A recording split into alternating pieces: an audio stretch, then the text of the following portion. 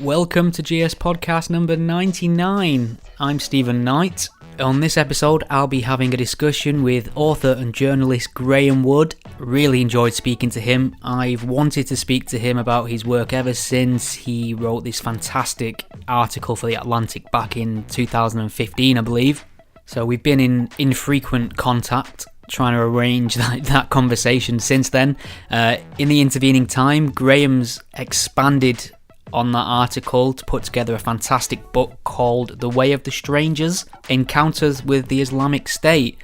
It's wonderful. Instead of really trying to feed you a narrative or tell you what you must think on this topic, he travels the globe and speaks to members of the Islamic State or self-defined Islamists and just asks them what they think about things, and it's truly an eye-opener. So we'll be delving into some of the big topics he touches on in the book during this conversation. And don't forget, the Godless Spell Checker podcast is entirely listener supported, so if you enjoy the show, would like to contribute, head on over to patreon.com/gspellchecker. Enjoy. There's a word that some folks find real hard to spell. Ain't it horrible for me, except after saying who cared to go burn in hell? But then along came a man, a spell checker from the God of Creed, and he set out upon a noble quest to help those that don't know what it means. And he said, and go A-C-H-E-I-S-T, and don't you put that I before that E. A-C-H-E-I-S-T, don't mean we know, just means we don't believe. And he keeps telling out these godless say, a reason shoppers at night will make them run away. But if they start that fight, well, they can go all day. Spell checker, he's a godless spell checker. Now you know how it goes, so sing along with me. A-C-H-E-I-S-T, A-C-H-E-I-S-T, A-C-H-E-I-S-T, A-C-H-E-I-S-T. It's a great pleasure to welcome author and journalist Graeme Wood to the GS podcast. Welcome. Thank you.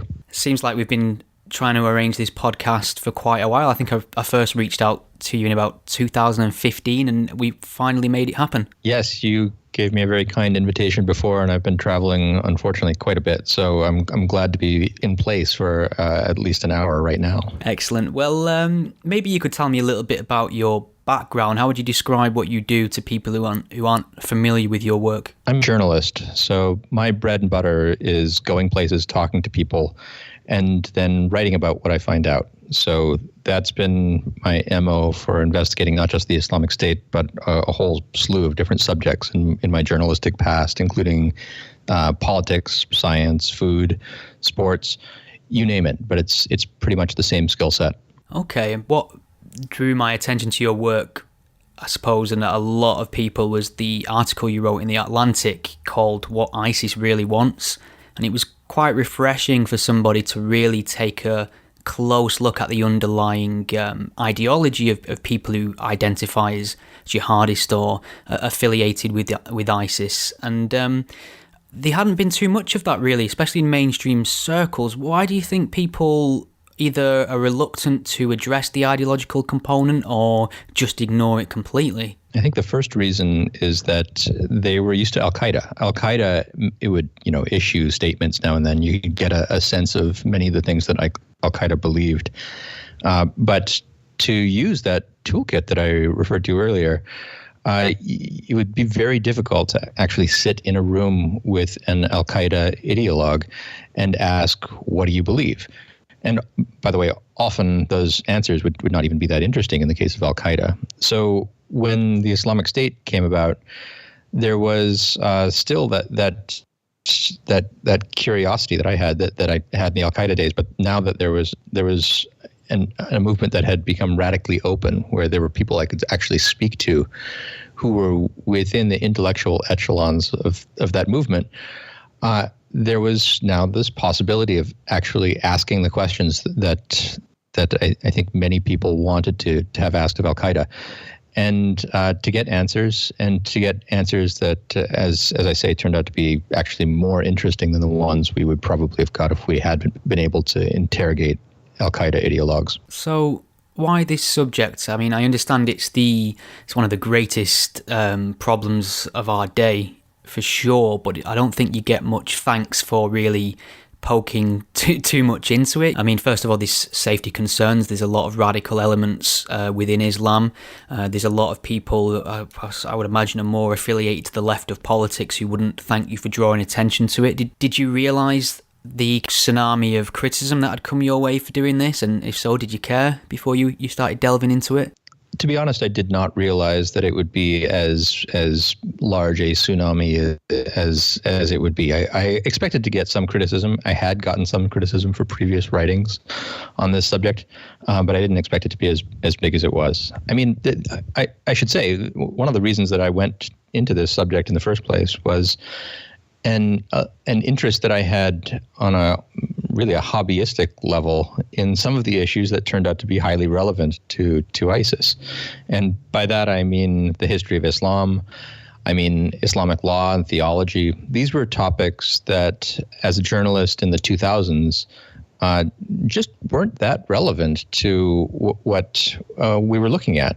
They weren't even that relevant to what we were looking at when it came to Al-Qaeda. That not to say that Al-Qaeda had no religious motivation, but the sophistication of its interest in theology and law was way, way lower than what we saw of ISIS. So for me, I was able to take what was an interest that was at the level of a hobby, a fairly intensely pursued hobby, and then suddenly it mattered a lot. And it was, I think, it was a surprise to me that other people who maybe hadn't spent quite as much time looking at those particular topics were as shocked by some of the results of what I found. Given what you know about the reaction you've had to this work, would you still have pursued it with this hindsight? Oh, yes. I mean, I have, there has been backlash to some of my writings,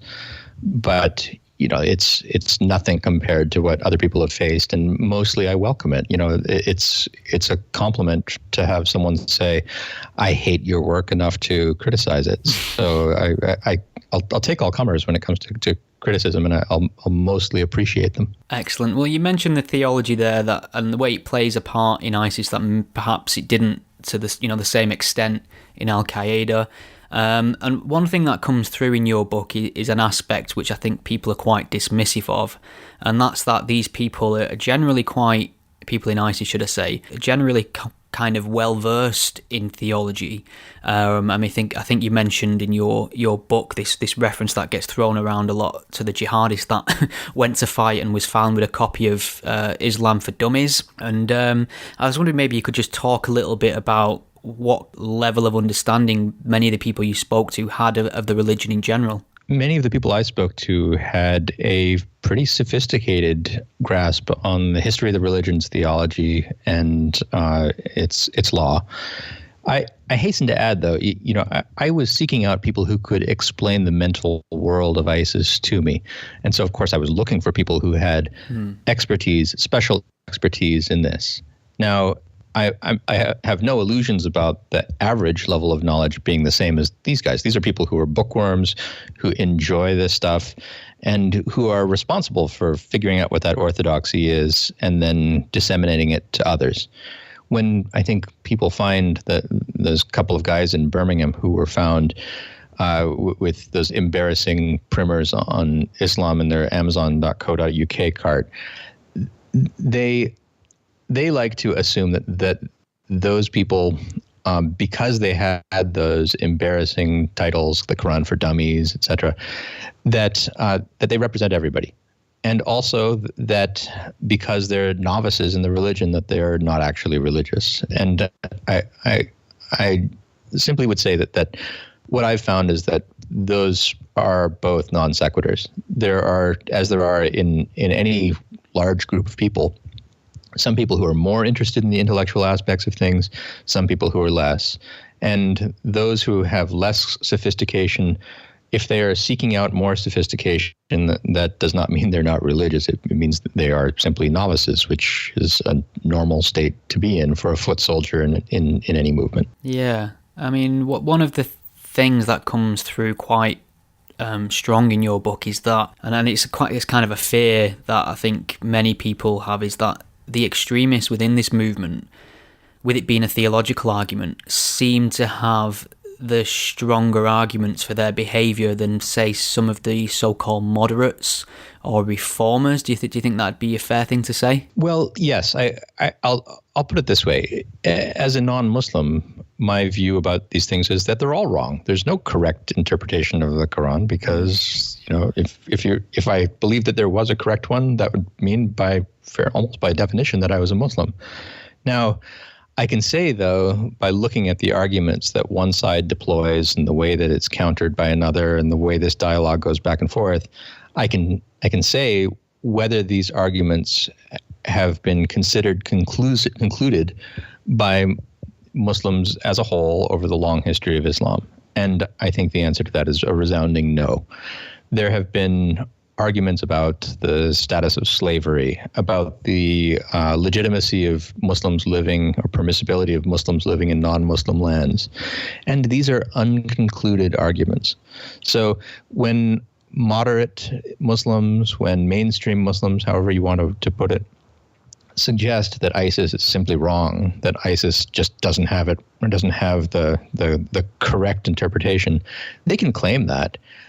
And I'm not going to say that they're wrong in that claim. But if they claim that ISIS is not deriving its interpretations from well-attested, well-thought-through, historically grounded interpretations of the religion, then they're wrong in an objective sense that even I as a non-Muslim can point out.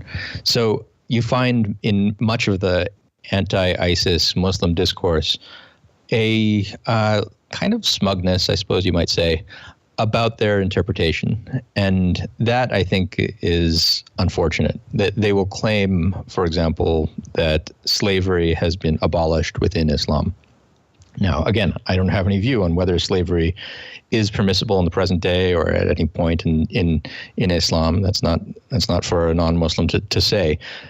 But to suggest that Muslims have unanimously concluded, or even that Muslim scholars have unanimously concluded that the practice of slavery is abolished, is to show a pretty high degree of ignorance of the longue durée of Islamic theological legal discourse, and also of the status of these claims in the modern day. You find, as I quoted, a scholar like Taqi Usmani, a Pakistani jurist, one of the most prominent of modern Muslim scholars, legal scholars, who he looked at exactly the same argument that has been put forth for the total abolition of slavery, and he said that it was so ridiculously wrong that it would make a bereaved mother laugh. That's the kind of non-unanimity that I'm talking about, that I think when mainstream Muslims say that ISIS is simply wrong, that they are wrong through the consensus of Muslim scholars, that they are not taking seriously, and that ISIS can use as a kind of cudgel against them in argument. Yeah, so what sort of terms do you think best describe the version of Islam that's been propagated and practiced and enforced by members of the Islamic State? What kind of denomination, terms and strength would you categorize it? I would say that they're attempting to revive practices from the 7th and 8th century, and they're doing so in a jihadi Salafism is one blanket term that describes them. Takfirism, that is the willingness to call other self-described Muslims non-Muslims, and a kind of virulent apocalyptic anti-Shiism. These are all things that kind of narrow down the Venn diagram of Muslim practice and eventually lead us to the belief in an Islamic State that we see with ISIS. Okay, I mean, why do you think in popular discourse there's so much emphasis on Western foreign policy? I mean, obviously I appreciate you understand it does play a role as well. It's not something you rule out completely. But in terms of its significance, it doesn't seem to be as significant as the ideological component. And all the critics seem to talk about is foreign policy. Why do you think we lean so heavily on this one thing? there are a few different lines of analysis here. One is a general turn away from religious or ideational explanation. So for decades now, a kind of Marxian analysis, which has been very popular and very powerful too, very useful, and often right, has led us to look for political, material, economic reasons for human action, and to discard the reasons that are more in the realm of what people think, what people believe, what ideology is. And like I say, that's not always the wrong move to look for those other reasons. I think in this case, though, that inclination leads us in the wrong direction. You find instead that a lot of the people who are most excited about ISIS are coming from places where you would not have been able to predict based on economic grievance. It's much more the ideas that have burrowed into their brains than the lack of job opportunity or perhaps identity-related grievance. It's much more the ideas that they've got. Is there anything that does tend to link these jihadists, people who leave for Syria and Iraq, other than obviously the Muslim background or Islamic identity? Are there particular flags in terms of perhaps occupation or area of study in universities and colleges? Yeah, so there have been some very interesting sociological studies of the education of jihadis. And this is true not just of ISIS, but of Al-Qaeda as well. Gambetta and Hertog recently published a book called Engineers of Jihad, which looks into this often quoted statistic that 40% of jihadists have some background in engineering. So I do think that we can, and by the way, the next most commonly studied subject is Islamic studies. And after that, you find basically none of them who have studied the humanities, literature, and the soft subjects like that. And this is true even when trying to control for the fact that engineering is privileged as a discipline among Egyptians and places with developing economies. In other words, it's hugely disproportionate. I guess it would be right-brained learning styles seem to be within ISIS. That's the closest I've seen to a really remarkable psychological profile that we see. I would say anecdotally, not from the perspective of a social scientist, but from just me as a journalist who tries to look at these things, that holds true in the mental styles of the people I've spoken to. There is an attitude toward religion that is certainly one of true belief, but a very specific kind of narrow interpretation of a tradition that historically has had, fairly broad interpretations.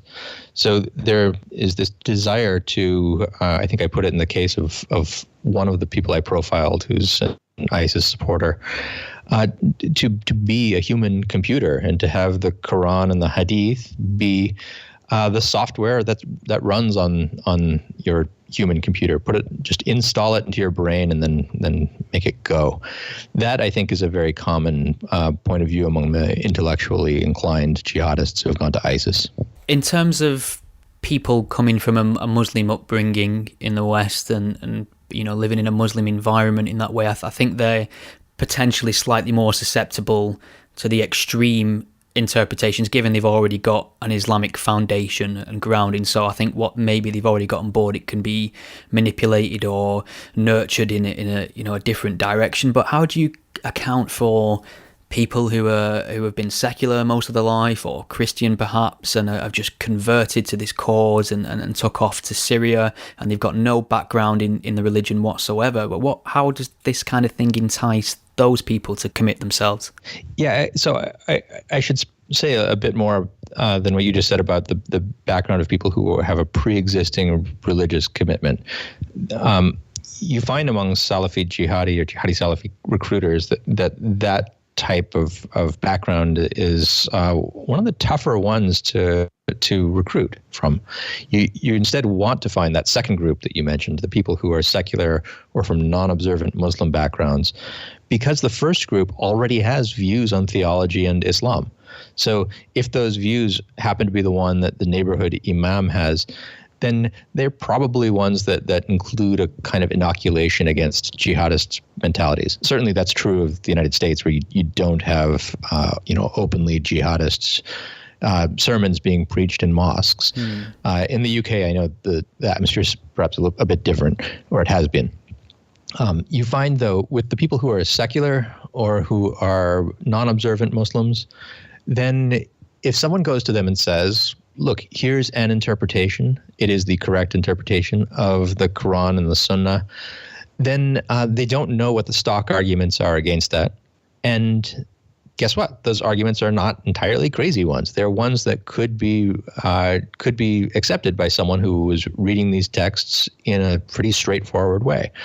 So it really helps not to have a pre-existing theology to offend. Now, especially among people who are Muslim but not observant, people who have no idea about their faith but know that they're Muslim, these people are especially there are many more entry points for an ISIS recruiter to find, because they can then say, look, you're a Muslim, and because of this identity that you have this sense of, you have a sense of what's right and wrong. You know at least that your religion forbids you from drinking alcohol. Well, you were drinking alcohol, so now we've got this kind of fulcrum that we can use to push you a bit further into a jihadist mindset. Because look, whether you've taken this seriously in the past, you will acknowledge that your identity tells you that you've committed a sin. Now we have a way for you to get rid of that sin, to make sure that it doesn't tempt you in the future, and also to atone for it. And by doing so, you will become a better version of what you already are, namely a Muslim. So that's a very powerful message for someone who has a vague sense of his own sinfulness, and one that can be exploited and nurtured. So the more sinful the background, the more self-flagellation that you can get someone to do in his own brain, the more you're likely to be able to get him to say, okay, time to do something about this. And doing something about it means going to Syria, fighting, and then dying and having all those sins in my past made up for by the heroic acts of martyrdom that I've done in the service of jihad. Yeah, I think that's a vital point that not many people pick up on, and I've noticed that whenever there's an instance of jihadism in Europe, a lot of the newspapers will look through the backgrounds of the perpetrators and point out the fact that they used to drink alcohol or took drugs, and they'd use this in a way to say, well, they're clearly not Muslims, which it's dangerous on 2 points, because it doesn't acknowledge the point of like redemption and martyrdom you just mentioned, and also isn't it kind of enforcing a conservative view of Islam to the masses? They're essentially saying you must adhere to all the dogmas lest you not be considered a real Muslim. Yes, that's well put. And consider how we would look at Christians when confronted with the same issues. If you find a Christian, or say a Catholic who commits adultery, who does, eats fish on Friday, you name the sin, we don't think that person is not a Catholic. We think that person is a human being who has failings and who has inconsistent beliefs about the world, and actions inconsistent with stated beliefs. That's not an abnormal thing. They're human beings. So I think there is this construction of a Muslim identity as all or nothing, as requiring a kind of insane robotic devotion to the faith that is just simply unfair to Muslims, and it's neither the type of Islam that we'd like to see more of, nor the type that actually exists. Yeah, I mean, swinging back to this issue of recruitment we was touching on previously, I think one of the things that I took from your book, which was a bit of an eye-opener as well, that I'd kind of fell into this this idea of the self-radicalized jihadist via the internet, and I'm sure that does play a role, but I think your book kind of highlights it's probably not as significant as we imagine, and there's a lot to be said for sort of charismatic recruiters. Maybe you could just talk about that a little bit. Yeah, I think it's one of the pervasive myths of the modern era of jihadism analysis, armchair jihadism analysis, that because Twitter is so important, because Facebook has been important, Telegram, etc., that is the way that recruitment happens. And you'll find the most sophisticated analysts, like the Institute for the Study of Radicalization at King's College. They will point out that almost everybody who has gone to the Islamic State, who's actually traveled there, is someone who's known someone who's gone there before. Obviously, there has to be some prime mover who is the first person to go. But that's how the clusters are observed. When people actually do go, it's because they've known someone who's gone and then who has reached out to them. And the role of social media, Twitter, propaganda, is once the decision has been made that this might be for you, you can then go online and self-educate about what that really means. The only place where I think that we see a real sphere of just in front of your computer self-radicalizing is among certain female recruits. If you've decided to become a conservative Muslim woman, that will lower your willingness to go outside and just meet random people who might be able to persuade you to go to Syria. It will also give you a lot of concerns about the ability to travel to Syria. So going online, finding friends, promises of a mate online, these are things that seem to be important for much more for women than for men who seem almost exclusively to have had personal interaction that's pushed them along. I think one of the things that'll be of huge interest to my UK listeners will be your meeting with Anjem Choudary. You travelled to London as part of research for your book and spoke to the notorious hate preachers, now obviously doing time for crossing that line into inviting support for ISIS. And I think he's a strange character. I think he was considered sort of clownish and buffoonish for a while, and that kind of stopped when we realised how many people had committed acts of actual terror who had passed in and out of his company and organisations. What was it like sitting face to face with the man? What is that like? In some ways, he is clownish. You know, he was going on Sean Hannity's show all the time. He was sort of a stock figure of a demonic Muslim for people we'd now probably call Islamophobic. Now, actually speaking to him was for me a pleasure. It was a pleasure partly because it was a challenge as a journalist. He had become such a familiar figure, and I thought so poorly understood, that what I wanted to do was to get him to say things that he hadn't said before, and to reveal aspects of his past or personality that he hadn't revealed before. And so the first thing I had to do was to just sit through a lot of Choudary talk. You know, he works from material. He's like a stand-up comedian that way. But, you know, if you sit through enough sets of this stand-up comedian, then you get rid of all the jokes that people have heard before, and you have a kind of exhausted figure who's creating things on the fly, or at least saying things that perhaps he didn't intend to say when he stood up to the microphone. So over the course of many hours talking to him, I was able to get him to talk in great detail over sweets in a little shop in Ilford about what he believed and what the textual support for those beliefs was. And I think the main thing that I took away from that conversation was, first of all, that he despite, you know, the clownish aspects of him, despite his yelling on Fox News, if you got to particulars, he would generally, not always, but generally have some support for what he was saying and could point you to it. He also had a very pronounced the British streak about him. He talks about his sole identity being Muslim, talks about his love for Abu Bakr al-Baghdadi. But look, he was born in the UK, and his thoughts about ISIS were, in a way, a projection of a British welfare state ideal onto the state of Abu Bakr al-Baghdadi.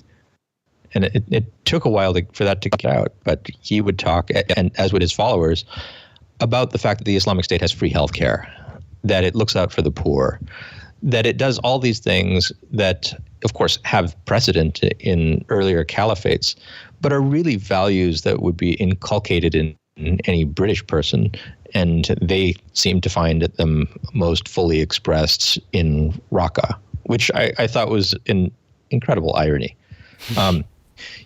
After having these conversations with him, eventually, as you say, he was prosecuted. I was asked by the Metropolitan Police to hand over my tapes to testify against him. And I did what I always do in all the cases where I've been asked, which is refuse.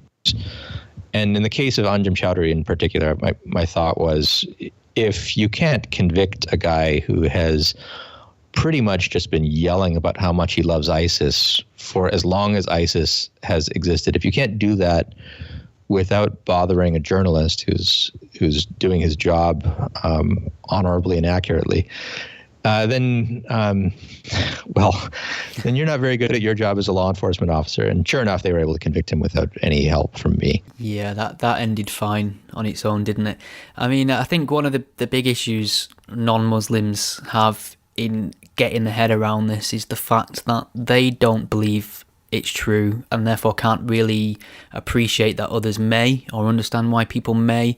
And I appreciate you're not a mind reader, but was there any point where you doubted the sincerity of Anjem Choudary or any of the people you spoke to along the way? I always considered the possibility that it might all just be a put on.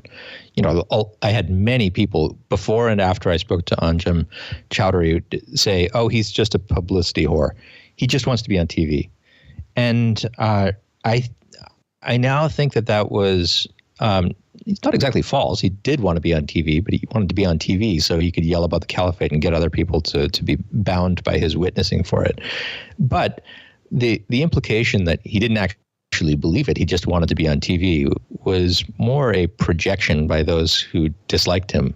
People try to watch what he does and then say, all right, well, what are the things that I value that would be served by these crazy antics of Anjem Choudary? And people have, desire to be on TV. So they say, well, he must be doing it just for that, because surely he doesn't believe what he's saying. No, in almost all cases, even if I found people who seem to have, even if I found people who were doing things as crazy as Choudary, I would in the end, I did in the end find that they believed what they said. They really did believe it. They might have used things in the secular world cynically to promote that message, but it wasn't because there was no message there to promote. It was because they were instrumentalizing the opportunities that they had. Okay, well, I think with Choudary, what he's kind of blamed for two big issues in British society, and that's one, increasing the support for Islamist ideology and terrorism, and two, creating the conditions where something like the EDL would arise, the English Defence League. And I was wondering, I don't recall, it's been a while since I've read your book now, but did you look much into the English Defence League at all? And if so, what are your thoughts on the emergence of that kind of far-right leaning reaction to Islamists? I can't speak knowledgeably about the EDL. I will say that with Choudary, as with the Islamic State in general, there is a kind of dialectical relationship between them and right-wing anti-Muslim groups that is both totally predictable and also deplorable. So I think the general consensus now is that ISIS, or in the Middle East especially, are on the back foot. The days are numbered, so to speak, and I don't know if that's a narrative you buy into yourself, but if you do think that's true, what takes their place, do you think? I think it'd be too naive to assume this problem's at an end as soon as we no longer have a functioning body that can call themselves the Islamic State. No, the problem's far from being at an end. I am maybe slightly less sanguine than you were in that question. They do have, of course, the expectation of losing their main population centers. They will lose Raqqa. They've already basically lost Mosul, and they will retreat to the desert. That's the phrase that they use. And that they've prepared their followers for that. They've said, look, we have styled ourselves as all Muslims are supposed to, after the earliest followers of the Prophet and the Prophet himself. And guess what? They've had it worse than we have it right now. They were drummed out of town, out of Mecca. They were sent to Medina. They were facing an assembled force of basically everybody around them. And it looked pretty grim for them, and it's going to look grim for us, but that's just a sign that we're on the right track because we're doing what they did. That's part of it. So I don't think the inspiration will be drained from their project quite as fast as some might think after they lose their cities. The other aspect to this, though, is the last chapter of my book takes place in the southern Philippines, which in the last couple months, last month, has become a flashpoint for ISIS. And even when I was there last year in the southern island of Mindanao, a kind of war-torn, very troubled by Islamist insurgency island, even back then, there were these hints that Mindanao was going to be one of the next places where ISIS would try to make its stand. And for a long time, ISIS, in its 19 or so provinces, it's been saying, we have Raqqa, we have Mosul. These are our strongholds. This is where you've last seen our caliph.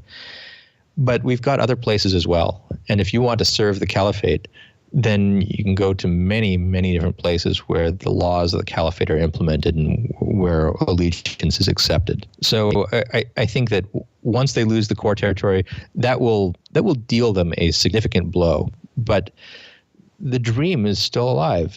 It's not just a territorial caliphate. It's a caliphate of the mind, a state of mind. And of course, that's not going to be extinguishable by just a year or so of military setbacks.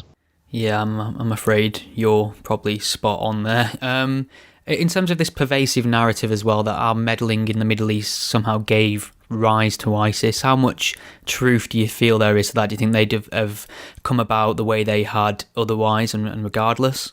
Well, ISIS lives in the world. The American-British footprint in Iraq, of course, is going to have a deep influence in things that happen in Iraq and in Syria. So that's exactly what you see. Now, some would point to that and say the United States created ISIS. The occupation of Iraq created ISIS. That seems to be a pretty crude interpretation of what happened. The space that ISIS had in Syria in particular, and the political dissatisfaction that it was able to capitalize on in Sunni areas of Iraq, were absolutely necessary for the rise of ISIS. And the Syrian civil war and the invasion of Iraq were almost directly responsible for that opportunity. Now, that doesn't mean that provided in effect a host for the infection. It doesn't mean it was the infection itself. So I think you have to see this in a kind of integrated approach of religion, politics, and many other things. So I think that calls for some more sophisticated analysis than we usually hear when people talk about the American and British role in this. Sure. So we've also seen in the last week or so reports, I think mostly from Russian media, that IsBaghdadi has actually been killed. What do you think the chances are of that being the truth? And if so, will it make a much difference? I don't know. The Russians have given pretty much zero evidence that he's been killed. They've stated that pretty confidently, but Russians have lied before. So some of the things that they've said about the particular strike where he was allegedly killed don't ring true. I mean, they claim, I think, that there were hundreds of fighters who were gathered around him who were killed with him. That's something that 100 or 300 people being killed at one time is something that would be observed by someone, and it wasn't observed. So that makes me think it's unlikely. Now, the question of what actually happens if Baghdadi is killed. First of all, ISIS will have another caliph. It's they've hidden him from view, in part because they've tried to bureaucratize their system. And there was a moment when he was a charismatic figure, but since then they've fairly consistently said that, look, if he's a human being, when he goes, someone else will take his place, and we will celebrate his martyrdom. And that, I think, is how we're probably eventually going to find out that Baghdadi has been killed, is that ISIS itself says, hey, the guy's dead, now we got a new one. So, I mean, I suppose aside from placing a greater emphasis on studying the humanities, what kind of things do you think we could change, either from a legal perspective or just a societal one, in order to dampen this jihadist insurgence we seem to have just emanating from the West? Most of the things that we should do, we've pretty much either started to do or have been doing for a while. That includes stopping people from traveling, making sure that the border between Turkey and Syria is being zealously policed, as it has been for maybe the last year at most, and before that was more or less completely porous. And then there's a certain amount of law enforcement effort that we've become better at as well. So we're starting to understand a bit more how people are recruited, where they're coming from, and keeping an eye on that. Unfortunately, ISIS knows what we're good at. They know what we're bad at, and they change with that.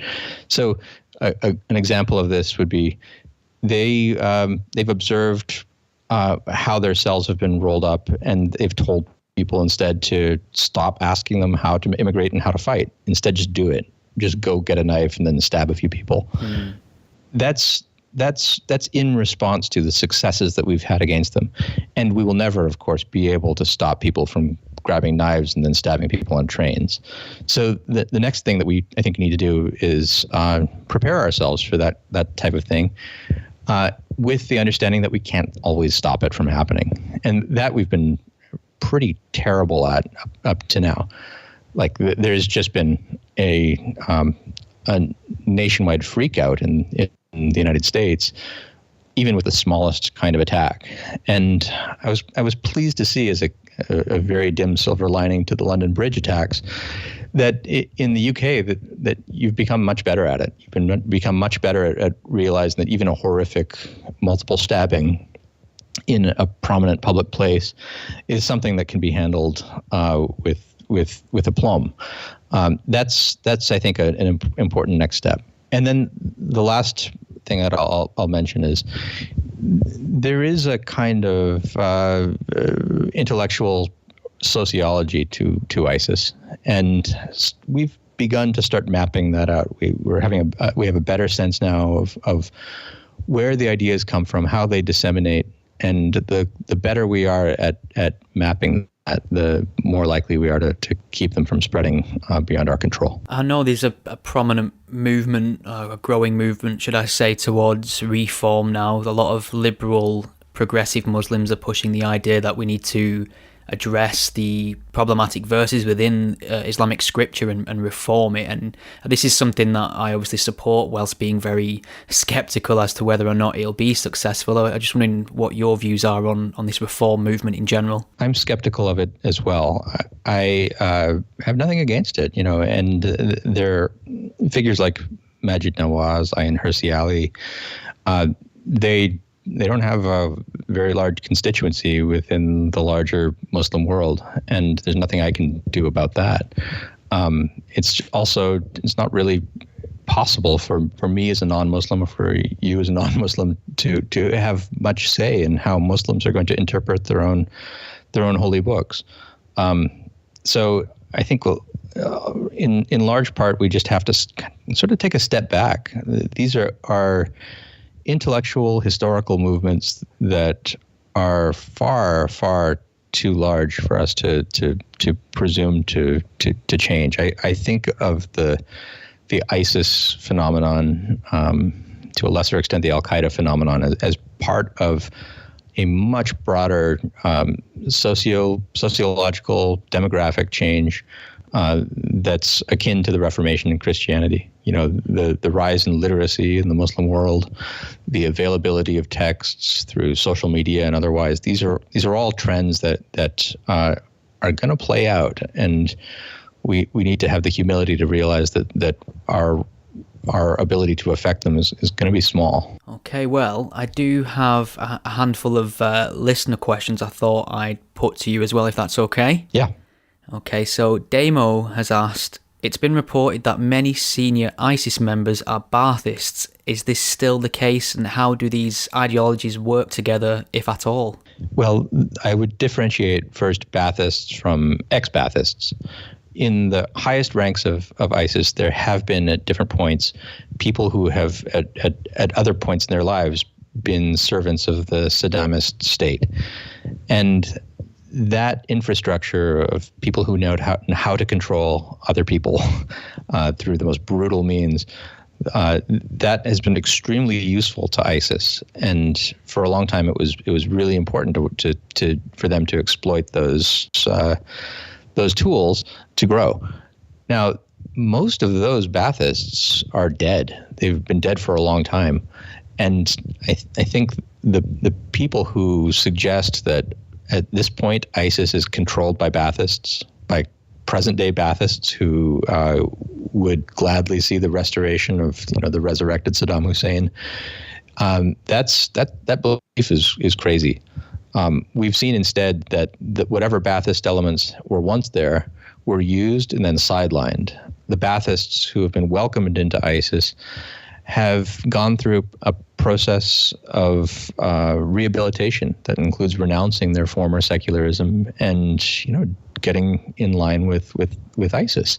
So I think usually when the Ba'athists are invoked, it's with a false belief that they're still an important thing, and also with the false presumption that ISIS has been it's an organization with fundamentally Ba'athist or political or secular ends that's been using religion, when that's exactly the opposite of what it's been. It's been a religious organization that was very effective at using those Ba'athist secular means for a religious end. Okay, well, Dermot O'Sullivan has asked, did any jihadi you met ever tell you a genuinely funny joke? So I suppose that's interesting in the way that, between all the down with the West rhetoric and calling for an Islamic caliphate, were there any displays of humour on show with these people? I once asked one of them what they thought of humour, and the guy said,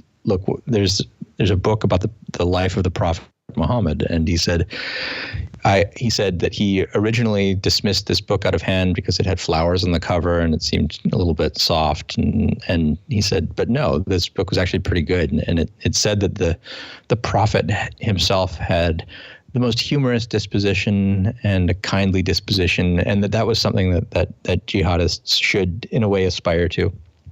But he also pointed out that the Prophet once saw one of his warriors scream, like a horrifying, blood-curdling scream. And the Prophet said, look, the way you just yelled is really rude, and you really shouldn't do that in general. But in the current context, this is the best possible behavior. You should get everyone else to wet their pants when they see you. So I think that, yeah, you do find jihadists who they're able to laugh. They never told a joke that made me laugh, but they do aspire to be fully formed human beings with senses of humor and so forth. But they do want to emphasize the horrifying aspects of their behavior in the current context. And lastly, Max has asked a question over 3 tweets, so I'll just summarize it. He's basically asking, Did any of these people ever display any sense of doubt, in your opinion, in the sense that, you know, it's also, it can be quite a big theme of Christianity in general. Even Mother Teresa expressed doubt. Were these people 100% in their conviction, or were they doubtful about any aspects? Most of the time, they were completely confident. But, you know, that's why you spend a lot of time with them. That's why having Anjem Choudary in conversation for 3 minutes is useless, but having him in conversation for 3 hours can be very useful indeed. If you spend long enough in a kind of participant observation mode, you get to observe them when there are aspects of their belief that are tough.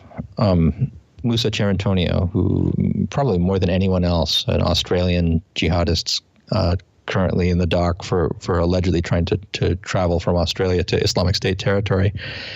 He at one point he picked me up for dinner, and he had a kind of sadness in his eyes, and he said that his aunt had just died, and we had been speaking for a while about what the punishments are for infidels and the hereafter, and his aunt was not a Muslim, definitely not a Muslim, and so I think he was really troubled by thinking about the punishments that awaited her, someone he loved. So I don't know if that qualifies as doubt, but it does show that you know, they're not exactly happy to have to believe all the things they have to believe. There are difficulties that being a jihadist presents personally as well as legally and politically. That's the closest I can come to saying that they've actually expressed doubt. Okay, Graeme. Well, it's been an absolute pleasure speaking to you. I really, really love and appreciate what you've done with your book. I think it's just a fantastic, objective account of the mindset and the ideology we're dealing with. So thank you for writing that, especially. Is there any other topic or anything you'd like to get in at all before I let you get back to your day? No, thank you very much, Stephen. It's been a pleasure. Fantastic. And where can people find more of your writing and work if they want to look you up? I write at The Atlantic, which is theatlantic.com, and my personal website is gcaw.net or wayofthestrangers.com. Perfect. Thank you very much, Graeme. Thanks. Thank you for listening to the Godless Spell Checker podcast. If you've enjoyed the podcast, please consider supporting by visiting gspellchecker.com/support. From here, you can either become a Patreon subscriber, or you can give a one-off donation through PayPal, or you can just follow some instructions on how best to share the podcast on social media. Put it on a memory stick, throw it at people, whatever works best. Any support's greatly appreciated.